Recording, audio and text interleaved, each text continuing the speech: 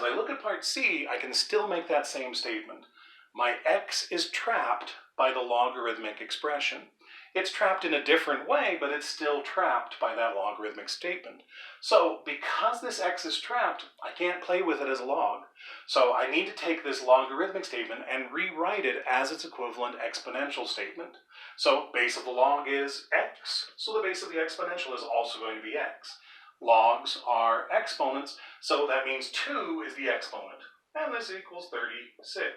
So I have x squared is equal to 36. Lots of different ways that I can solve this quadratic equation. I'm going to choose to use the square root property. So according to the square root property, I'm going to have x is equal to plus or minus the square root of 36. So plus or minus square root of 36, I can do some simplification there. Square root of 36 is 6. So at this point then, I have x is equal to positive or negative 6. Now, in this particular world, when x is a base, I need to be kind of careful. If you go back to the definition of logarithm, or if you go back to the exponential definitions from the previous section, you'll see that our bases had to be greater than 0. They had to be positive. So when you look at this x value of negative 6, that would actually mean that we would have a base of a logarithm being negative, and that can never be the case. So it's worth a written comment. The base of a logarithm must be positive.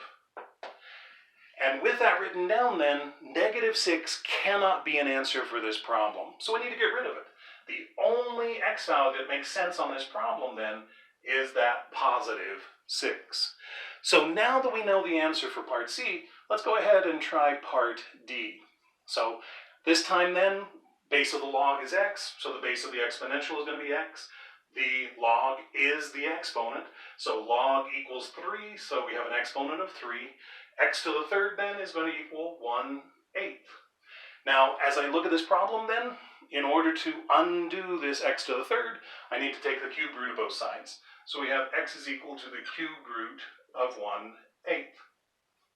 Now, we talked about this earlier in the course, that if you have the cube root of a fraction, you can actually break this up and take the cube root of the numerator and the cube root of the denominator individually.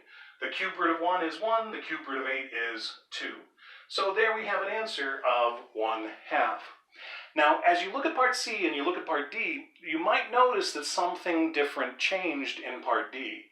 In part C, I used the square root property, and I used that plus or minus symbol because I took the square root of both sides. But in part D, I took a cube root.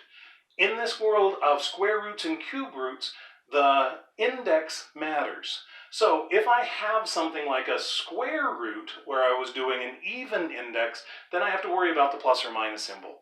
But with cube root, I never had to worry about the plus or minus symbol. So because I didn't have to worry about the plus or minus symbol because it was a cube root, I didn't have to worry about this idea of possibly excluding anybody because I didn't have an x value that was negative in the first place. So you do have to be aware of the fact that square roots and cube roots just start off the game a little bit differently in terms of the positives and the negatives. So once again, part D, there's only one answer sitting there, and it is the one answer to the problem, x equals positive 1/2.